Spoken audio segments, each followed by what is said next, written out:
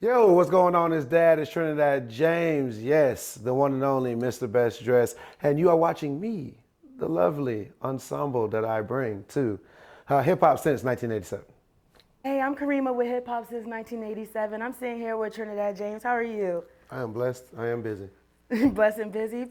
Okay, so just a little backtrack, just give a little history in your story. So you said you're born in Trinidad, moved here to U.S. at a young age. How often do you get the chance to go back home? I try every year, but I haven't been in the last couple of years. Mm, So, not too bad. Not too I got a bad. good average when it comes to going back to Trinidad.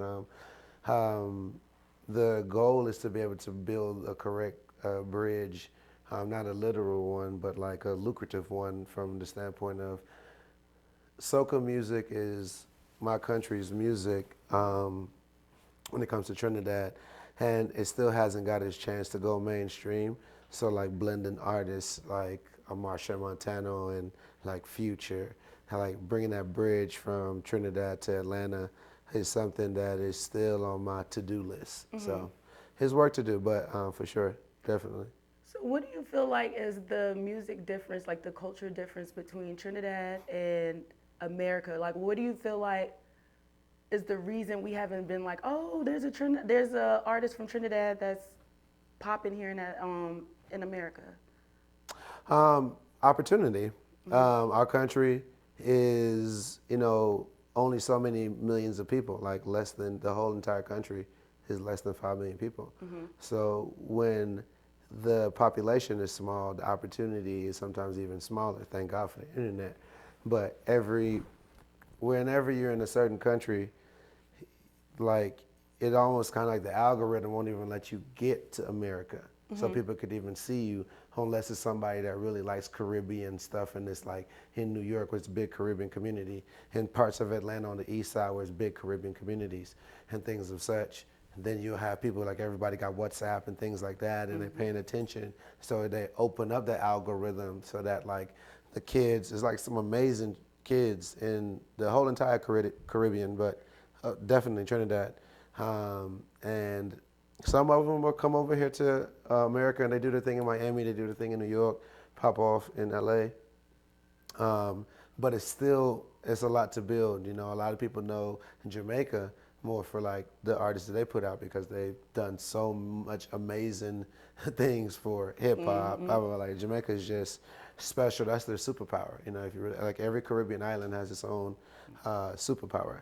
Like Barbados is their beaches. Like if you ever go to Barbados, you can go to their beach. You're gonna be like, whoa, what is this? You know. But if you go to Jamaica, like it's so many things. But like their music is powerful. Like they're the best at music. But in like Trinidad, we have our things, but it's like us is honestly the people. Like it's the vibe.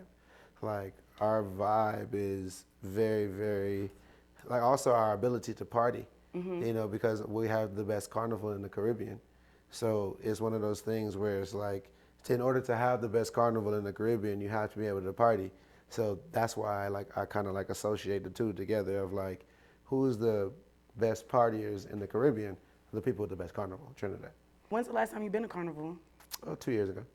Which one did you go to? In You went to Trinidad. In Trinidad Trinidad, in Carnival? Trinidad. Oh yeah, yeah. Like I don't really venture. Like when you're a Trinidadian, like I was born in Trinidad. I wasn't born here. You know what I'm saying? So Yeah. it's like when you're born in a like one of those islands that people talk about a lot, like Jamaica, like Trinity, like Barbados, like you're really really proud to be from there. So like you don't go to other people's carnival. Like our superpower is carnival. Why would I go to somebody else's carnival? Because that's what was my next question. I was going to say, would you collab with like Vibe Cartel or anybody from over there? For sure, for sure, for sure. You know, to play devil's advocate, you know, the chapter that I'm moving into, amongst other things musically, is also being able to tour the Caribbean because I never did that because I was just so focused on building my brand here in the States. And then Wiz took me on tour to Europe back in 2013. And that kind of like just opened up the floodgates of like Germany and London and Paris and like just like crazy places where I was like, oh damn, like the music can really go someplace that's just like, you know, it could take you places. Let me say Yeah. that much. You know, like I remember doing Paris for the first time in my life on my birthday. You know what I'm saying? Okay. Performing, like, you know what I'm saying? I remember what I wore, you know what I'm saying? Like type shit. So it's just like those moments kind of stick with you. so that like you always remember that you've done amazing things in your life, and it's more traveling to do. It's like it's more journey to do. It's kind of like how you make the journey though. So you migrated here to America, but I saw that you moved back and forth between Atlanta and South Carolina. What part of South Carolina? Columbia, Col- West Columbia, South Carolina. Yeah, Oh, really? yeah, West Columbia, Columbia. Um, shit, my dad had a shop on Two Notch. If you know I was anything gonna about say too Carolina, much. right? So like if you know about Carolina, you know like Two Notch is like Peachtree here in Atlanta. It's that same type of lane, Long road. long as hell, take you all through the damn bitch, you know. And it Carolina. Shout out to Carolina for sure, man. Shout out to my boy Stank Doodoo.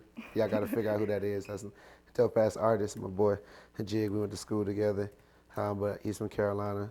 But I learned to honestly how to move and understand white people from like living in South Carolina. Like if you never really be around white people, you won't know how to deal with them on a grand scale of things to do like business and just be a person. Like you should not ever like feel scared around white people. Like when it comes to like being an entertainer. Let me speak for entertainers. I'm not gonna speak for everybody, right? I'm gonna speak for the craft I'm in.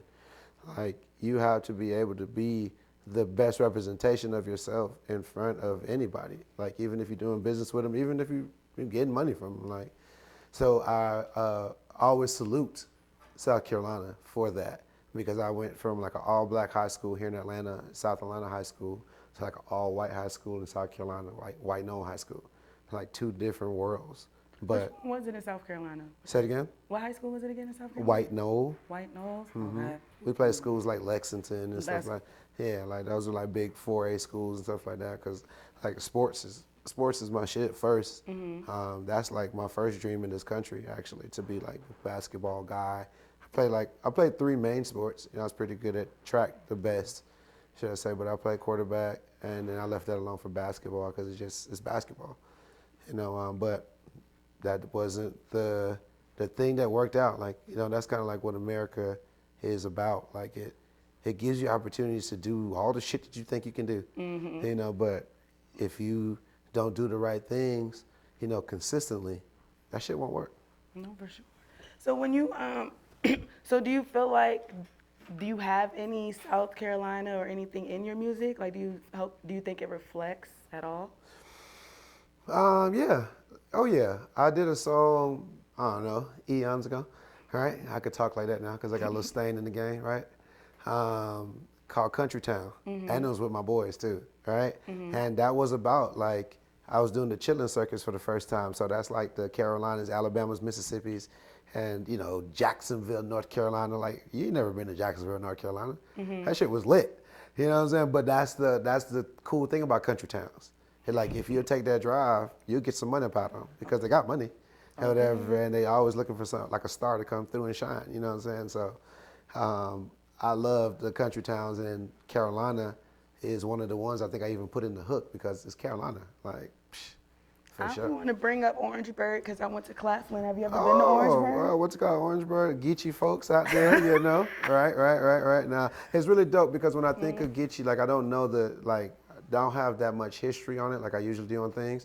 But what I always identify with it, like it feels like island because I'm from the Caribbean, right? Oh yeah, you talking about like Charleston? Yeah, so Charleston, but even down in Orangeburg, like, you know, they got their moving up own there, version for of, sure. you know what I'm saying? Because in like AAU and stuff like that, like we was playing all the good schools, Orangeburg is pretty good. So we played them before and stuff like that for sure. A lot of people, you've talked about selling Jordans and jerseys out of a trunk, but South Carolina. that was South Carolina. Okay, the number that one was flea it. market, dog. I met this dude at the number one flea market. He was driving the Acura on 20s. However, it was gold champagne colored. The rims was chrome. And every time he popped open his trunk, he just had crazy Jordan colors, crazy jerseys. And I was shopping with him first because, well, you know, I've been liking to put this shit on for a long time. And then he was like, hey, man, you need to sell this shit. And I was like, all right, bet. You know what I'm saying? Like, let's do it. And so I started selling the shit with my boy in South Carolina, who's like the star on the basketball team. So like the star on the basketball team and me, I'm not the star on the basketball team, but I can shoot. What did he do? I was like, bro, come sell these jerseys. He wanted to make some money. So I was like, come make some money then. You know what I'm saying? Because like when you're in school, like it's South Carolina. Tryna Like make some people, money. people ain't rich. Like you know what I'm saying? Unless you're rich, whatever. So it's like you got to get money how you can get it. And so shit, I had a play, and so I put them on it, and we was selling, making money, and then we got robbed right outside.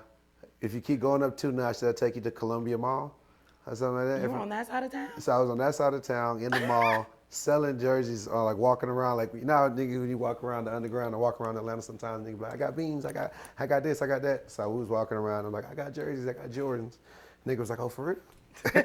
Whatever. And then, well, we just did some stupid shit, and yeah, they stole all our shit. My boy, he was like, yeah, I ain't doing this no more. I got a basketball career, which was true. You know what I'm saying? Like, he was one of them guys in the state of South Carolina. For me, I was just like, all right, fuck it. I'm going to start over. And so I went and read up again, and then, but I ain't sell no more in South Carolina. At the time, I transferred back down to Atlanta. So that transfer you asked about from going from South Carolina to Atlanta, that's how it kind of just happened through high school, to like hustling, getting into it with my parents, hustling, and getting into it with my parents, like just kind of like, oh, I found this plug with these jerseys and these Jordans. And then in Atlanta, I'm like over by where they, like over like Pool Creek in that area, like where South Atlanta High School is. And shit, niggas ain't seen the drip that I had. I'm selling the shit out of it. What? Man, I'm going crazy. And I'm putting it on because we don't know no better. Like, this is like when having a Cutlass was like having a Bentley. A Cutlass on 24 was like having a Bentley. Like, literally like having a Bentley. Like, and it's just different times, man. Like, Atlanta is always going to be a version of what I'll tell anybody around the world. I'm from Atlanta because it molded me. Like, I was born in Trinidad, and I'm a rep for my country every goddamn day. But the place that molds you, that's where you from. It don't matter where you was born. It's like, who molded you? You're from Port of Spain? In Trinidad, yeah. That's where my mama's side from. That's fire. So, but everybody always asks, from you selling out your trunk, they always ask about how does that affect your style. I want to know, how did that affect you business-wise, your mind? Like, how did that make you want to be an entrepreneur or just want to go and get things yourself? The duality of Atlanta and South Carolina. I'm going to take it back to that. You know, in Atlanta, I'm doing city nigga hustles. In South Carolina, I'm doing country nigga hustles. And the country nigga hustles is like the flea market.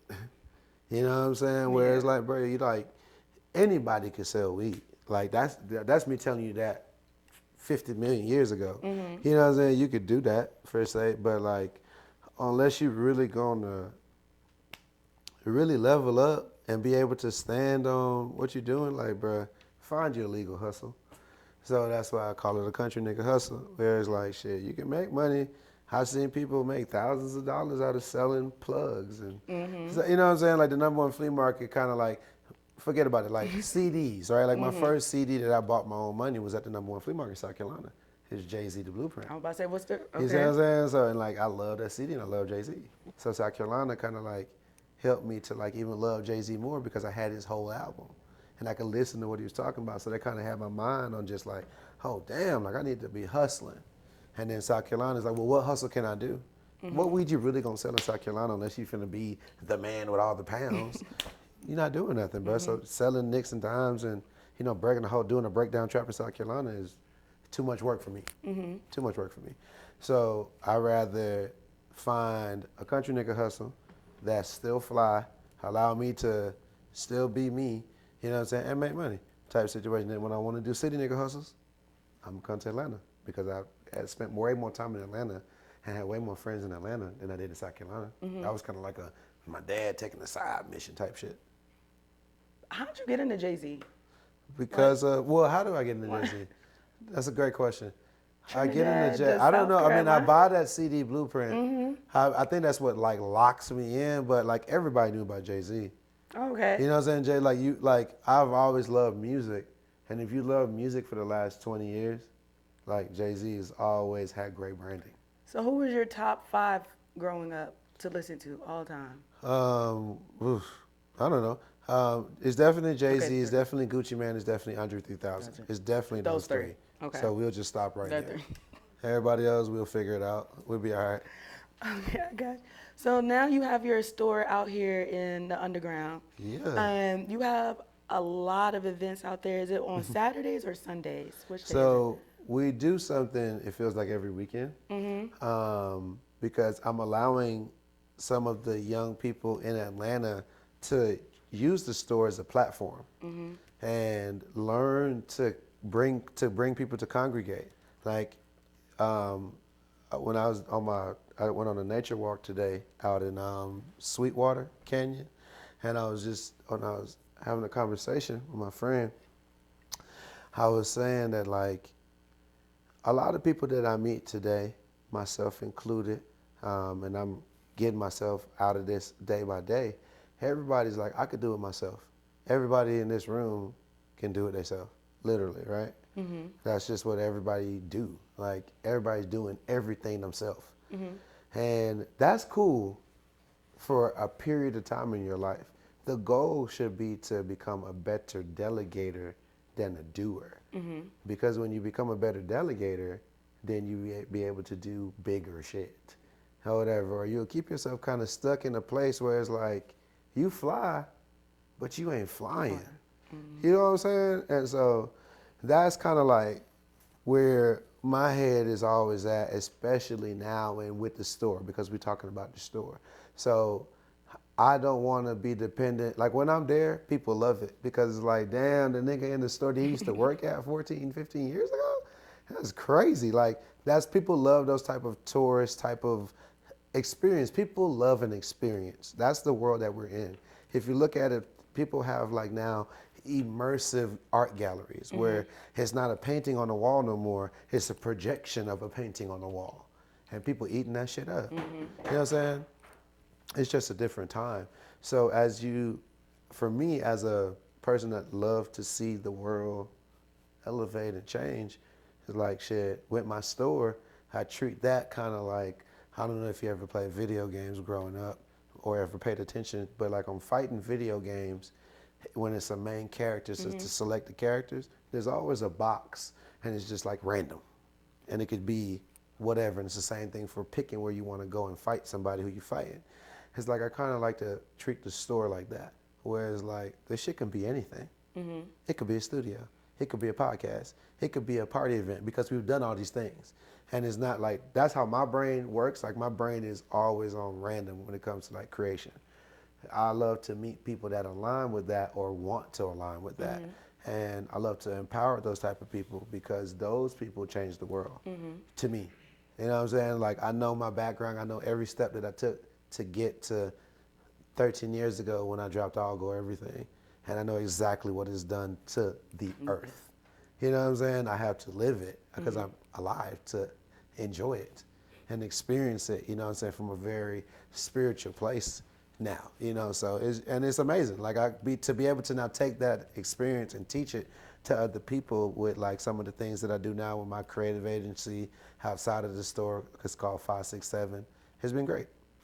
So you created your own treatment for All Go Everything, Yes. correct? Yes. Was that your first treatment ever that you've created, or? It's close. I may have had something to do with, damn, this makes me sad. But because my boy, Corey Davis, he just passed away. But he shot my first music video for Gold on My MacBook. And I feel like I never let somebody just do everything in my life. I always have something to do with something going on in my life. But he might have did it. But if not Gold on My MacBook, which my boy did, rest his soul, then hell yeah, All Gold was my first, and then Females Welcome was my second. That was pretty crazy. So how was it when you were getting everybody to pull up for the All Go Everything? Like how was getting that set together? How was the process? Not hard. Like my team was fire. You know, like I'm just confident. I'm just raw. We talking 13 years ago. I don't know nobody on no shit. I'm coming straight out of the streets of Atlanta. I'm coming straight out of Trinidad. I'm raw as it gets. You know what I'm saying? I look like this. You know what I'm saying? Type shit. Like I had Leopard on in the Walk Everything video. Mm-hmm. I'm just doing me. You see what I'm saying? And the TIG, who I partnered with, um, the belief just started happening. I triggered belief with playing my music for the right people first. That's a blessing on my end, which you can't really make up. Like the people that I placed my music into their hands, those were the right people to place it into because those are the people who gambled on me. I had no background or something where it's like somebody could be like, oh yeah, Shawty been rapping over here in Hateville. You know what I'm saying? Like I've been knowing about him, but you didn't know about me. You didn't know about me. You don't know me. You don't know me. I'm a motherfucking AT alien. You know what I'm saying? You don't know me, boy. You know what I'm saying? So it's like when you saw me, that's the first of you receiving me. And so everybody around me was like, that's my brother Trap. Like, it made sense. Like, that's his people who entail is my people. You know what I'm saying? Because it's culture. That's how we move. We black. You know, when somebody has a certain particular emotion, you can feel it. So if 10 women start marching this way, it's a strong possibility you might march with them. If they marching in a way that makes you feel like, damn, what the fuck am I doing? I'm gonna march with them. It's that type of energy. So when you see that walk with All Go Everything, that was just like a few of us start walking, and then everybody in the hood just like, oh, I'm finna get in on this, or whatever. And I wasn't ever a crab ass nigga to be like, hell no, I don't know you, but don't get my video. But this ain't my trap. It's my people, but it ain't my trap. You know what I'm saying? So I've always understood just the importance of respect too. You know, it'll take you a long way in the midst of being creative, in the midst of having emotion, all those type of things. But like being able to do it and everybody just be on point. The cars that pulled up for us, that was like TIG people who like met me, came and saw. He's like, oh no, I'm fucking with y'all. You know what I'm saying? Like, that, do you have, think about how many people do music now. How many people do all the things that they do now. How whatever. Like, how do you make somebody fucking believe in you? How? You have to actually be special, bro. Like, you actually have to be good. Like, you can get by being mediocre. It's a ton of mediocre shit out here. A whole network full. You know what I'm saying? But, you know, it's a particular shines a particular way when it's the right cut diamond. You know what I'm saying? Like, it just got to be cut the right way, and you got to be willing to go through the pressure that diamond has to take to shine. Like those diamonds that you see that hit crazy, they really put a lot of pressure on those diamonds to make them hit that way. And whatever, it's the same analogy for your work ethic and what you say you want. Niggas be saying they want all this shit that they won't put the work in to get received. Like, I never been that type of nigga. Like, the things I wanted, even if I didn't know it, if I wanted it, I'm going to do what I need to do to get it. You know what I'm saying? So what was I've never actually really heard you talk about, what was it like recording All Go Everything? Like, what was the vibe like in the studio? Man, it was me. Like, I don't have no friends. Like, it's me. Like, I don't have nobody. Like, boy, shout out to my boy. I can say shout out to my boy Jason because he always used to take me to the studio. I didn't have no car. So we worked by next to each other. When the same store that's my store now, when I worked in that store, he worked like 2 doors down. And so he was one of the first people because when I couldn't make it all the way back to the south side, however, I used to sleep on his floor, whatever type shit, just so I could keep and get my money in the city at the underground. And so when I told him I wanted to start doing music, but I didn't want to record when my partners was recording because it wasn't making sense. And I found a studio, found this white boy who would record me. And my boy Jay Patron, I fuck with him. I still fuck with him. I'm using his studio tomorrow.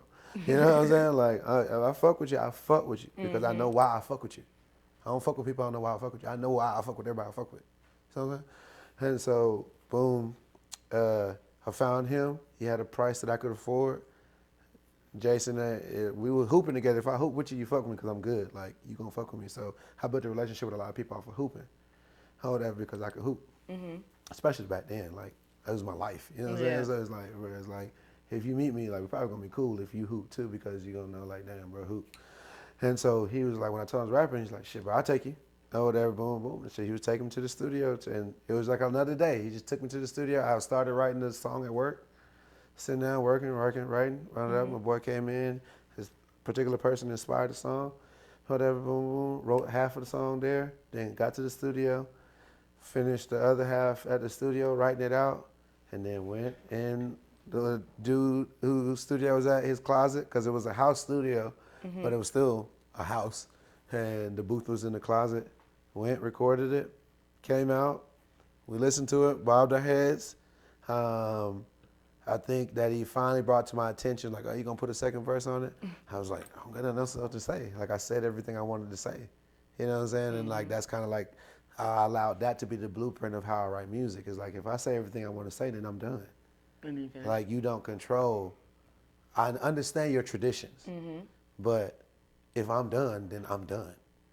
And my fans have supported that over the last 13 years. So I have my own little personal cult following of people who, like, they love the way that I do my story because it's mine. It's like, I'm not writing somebody else's life. I've always been writing my life, how it is, you know what I'm saying? So it's been a hell of a journey, but it's been an incredible one because I'm hella blessed. Like, I'm hella blessed. I was like, what's the difference between writing for yourself and someone else? Or working with I'm someone more else? free when I write for somebody else. Like, if I write for hella women. Like, I've been in that world of like writing for girls for a long time. But when you write for anybody, period, it's just more free. Because it's like, some of my peers, they do things that I don't do, but I still love to see them do it. You know what I'm saying? So it's like, oh damn, if I get a chance, somebody hit me up. If somebody hit me up anyways to write for them, like a label or boom, boom, boom, it's professional shit. It's like, because they want a perspective that nobody else gonna have, or whatever. And that's been my superpower, of being able to come with perspectives that niggas just don't think about, or whatever. And that allows me to be even more free because I'm still got my style in the writing, but I could write about anything because it's your life and not mine. Where my life, sometimes I get real technical on myself, or like, I'm gonna chop out the fat, or just I'll overthink it sometimes. Boom, boom, boom. I like to keep mine like, if I'm not gonna overthink it, then I like to keep it as raw as possible. I'm always looking for like a certain raw self of myself. Like, that's kind of like what my new single is, Biggest Hater. It's very raw, you know what I'm saying? It's like, all the way, you know what I'm saying? It's like, thug got the feds, you know, it's like, it's just a bunch of shit that like is like pop bars. It's like, it's just raw. Like, when I was doing it, we even recorded it. As soon as the beat came on, like in like 3 to 13 seconds, I literally looked at my boy, JR, who shoot camera for me, and I was like, oh, I'm finna make something crazy. I don't even know, but I know. Like, I just knew, you know what I'm saying? Because it triggers, it's a certain frequency in my body that allows me to be a particular raw version of Trinidad that's like, forget about it. Crazy. So when you're writing for other people, what genre of music do you prefer? Because you have a variety. So who is your, like, of course, Money is my favorite. Well, the beautiful thing about Money is, like, I got to make sure that the credit is done right. Okay. With Money, I directed the music video for Nobody Knows It. So we directed that music video. Okay. But I didn't write, she wrote that song. Like, Money is like one of the best writers breathing. If writing music was Prize Picks, I'm betting with Money Long every fucking weekend. Every time? Every weekend. She's smoking whoever the fuck you think is smoking. I'm telling you, I know. Like, I know. So you said you did the music video for her. So do you feel like you're more of an artist developer for women in the industry? Yeah, 1,000%. That's what we've been blessed. It started off with writing music, and that's what opened the door for people to be like, hey man, you're writing this crazy shit. Why don't you help with the creative side of it, because who the hell gonna bring this to life? And I was like, oh, okay, cool. Because I write the shit that I see first. So I think about the video, like, I only write videos. Whatever. So if I'm writing something for myself, it's a video. But if I'm writing something for somebody else, it's like a mixture of who they are from the homework that I've done. But then, like, bro, this is what you should look like in the video. This is what your hair should look like, nails look like, makeup, whatever it is. You know what I'm saying? And so that's what we do at 567. So 5, 6? Yeah, 567. You know, and just so that people understand, like, why those numbers. Like, the 5 stands for change, the 6 stands for love, and the 7 stands for completion. The idea behind the brand is everybody has a step 1, and they want to go to 10. But most creators, most entrepreneurs, they don't want to go through the process, which is the 5, 6, 7. If you don't want to go through the process, then, bro, the results to your rewards, have fun with that. You know what I'm saying? Because people win off bullshit all the time. We see it, right? So I don't believe in stopping a nigga dream. At all. I don't want to be the nigga to be like, oh, that was a weak win. No, nigga, if you won, you won. You love that win, nigga, celebrate that win because that win will get you some head. Nigga, I'm happy for you. You know what I'm saying? Like, that's all a nigga be wanting sometimes. You know what I'm saying? So it's like, I'm not trying to ever take a nigga win, but the caliber and taste level that I hold myself to, it's just different sometimes. So I make sure that when I put that work into other artists, it's just, I like to hold people to accountability because we've been blessed to work with so many amazing, rich, you know, women. And I've learned fast that you don't tell women what to do. You know, you just remind them who they are. Accountability. Accountability. Most artists just want accountability.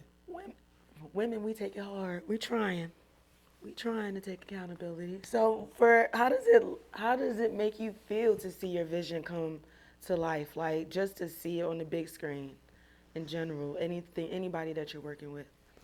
I mean, we did.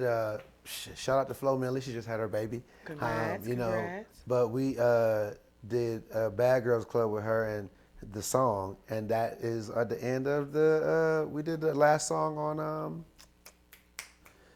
Bad Girls Club, Keke Palmer and SZA movie.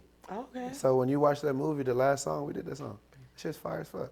You know what I'm saying? Like at the end of what's the other amazing, and the most beautiful shit is like, the only time my name get called is when it's real cultural shit, like real culture shit. Like if it ain't, like if it's something like it's kind of black, it's like, bro, I'm not gonna get the call. That's all. Don't be tripping. Like that's not for me. It's not like it's not good. It's just, it's not me. Like I am like a fucking culture relic or whatever. So we did the Clone Tyrone at the end of Clone Tyrone. That last song. That's my song. You know what I'm saying? Like that's me and Kamaya. Whatever type shit. So, you know, it's been a blessing that that's why I say I'm super blessed. Like when we do get the chance to do our thing, God be coming through with something that's not just like lucrative, but like aligned with culture shit that I actually give a fuck about. To clone Tyrone, that's a joint if you're paying attention.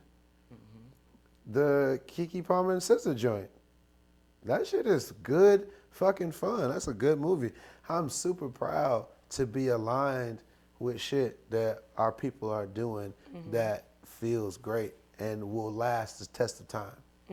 Hell yeah, for sure, man. That's my final statements, everybody. So what would you, as the artist developer, what is the 3 things you would tell artists they need to be 3? Okay, my last thing here. Pay attention. Pay attention. For an artist, look at me. If you're an artist, you're successful or not successful, but you're an artist. You're independent or you're not independent. I'm talking to you. The 3 things that you need to focus on first, right? That's what you want to know? The 3 things that you need to focus on first. Number 1 is, why are you doing this? What is your intention?